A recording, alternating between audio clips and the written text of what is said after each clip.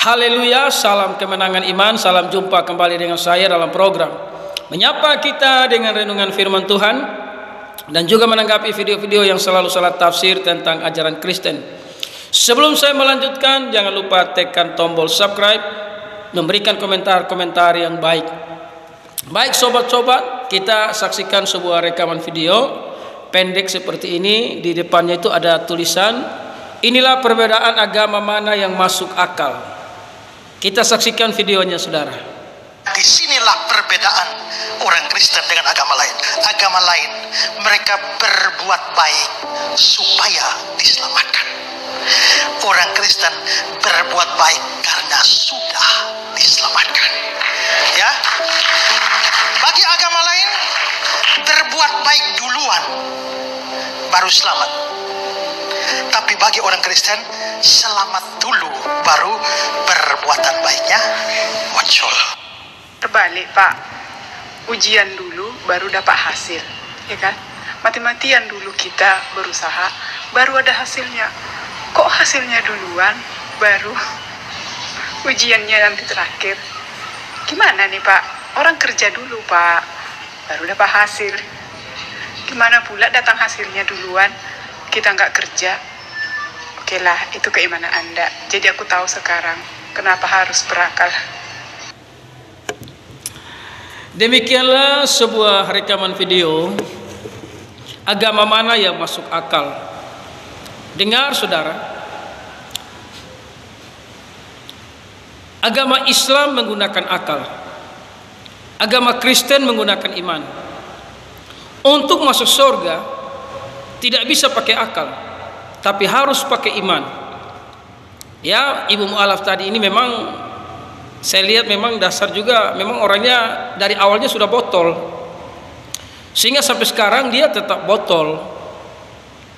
Untuk urusan surga ibu tidak bisa berpikir seperti orang ujian. Ibu tidak bisa berpikir hal-hal ilahi itu seperti emas, perak, uang. Kerja dulu berdapat hasil. Itu di dunia. Itu untuk kehidupan memang harus kerja. Tidak mungkin duduk-duduk orang kasih makan kita, orang kasih kita uang. Ibu tidak bisa menilai hal-hal ilahi itu seperti emas, perak, uang. Jadi kalau ibu bertanya agama mana yang masuk akal, kalau ibu bertanya demikian, agamamu pakai akal, makanya engkau berusaha, engkau ujian. Kasihan yang bodoh, tidak akan masuk surga karena dia tidak akan pernah lulus ujian. Dan ini menunjukkan Tuhan itu tidak adil. Kalau Tuhan sistem seperti apa yang ibu punya pola pikir, masuk surga itu harus ada usaha, masuk surga itu harus ujian. Ya kasihan yang bodoh, tidak bisa hafal kitab suci, tidak akan pernah masuk surga. Jadi kalau mau masuk surga itu jangan menggunakan akal.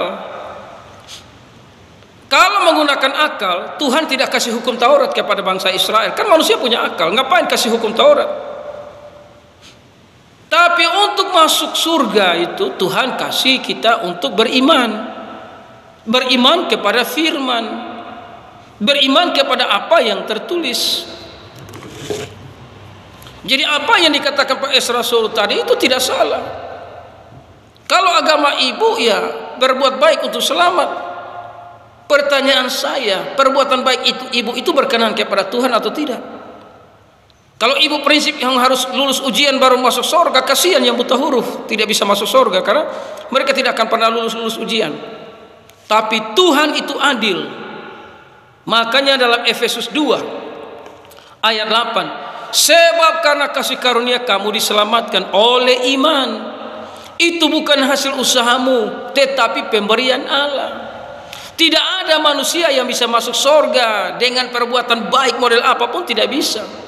Makanya Allah itu adil. Dia memberikan anugerah surga lewat Yesus Kristus.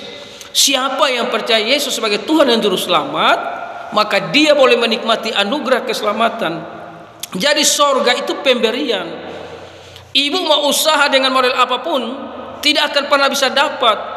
Karena kekuatan kita tidak akan bisa membawa kita sampai ke surga, kecuali surga itu terbuka dan berikan kepada kita lewat Yesus Kristus.